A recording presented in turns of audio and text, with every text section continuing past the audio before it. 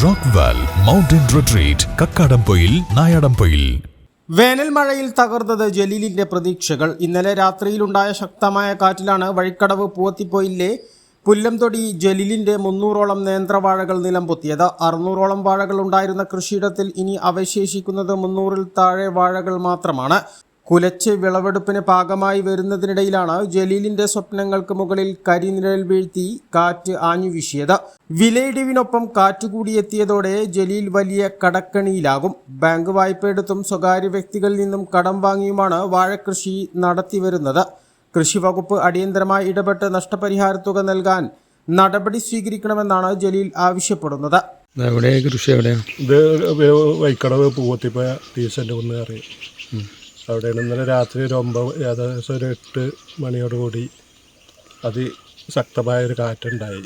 അതിൽ വാഴ കൊലച്ച് പകുതി മൂപ്പായ വാഴയാണ്. അത് കംപ്ലീറ്റ് പോയി. ഇത് ലോൺ എടുത്ത് ചെയ്യുകയാണ്. ഇപ്പോൾ സാമ്പത്തികമായിട്ട് ഭയങ്കര നഷ്ടം പറ്റിയിരിക്കുന്നത്. പ്രവാസിൻ്റെ ലോൺ എടുത്തിട്ടാണ് ചെയ്യുന്നത്. പ്രവാസം നിർത്തി വന്ന് കൃഷിക്ക് ഇറങ്ങിയതാണ്.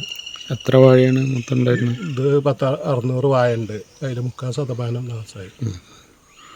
ഇൻഷുറൻസ് മറ്റുണ്ടോ? ഇൻഷുറുണ്ട്. ഇൻഷുറല്ല നമ്മൾ മെയിൻ. ഇതിൻ്റെ കൃഷി ഉണ്ടാക്കിയാൽ കാണാനുള്ളൊരു ആഗ്രഹം കൊണ്ട് ചെയ്യുകയാണ്. വിഷൻ വഴിക്കടവ്.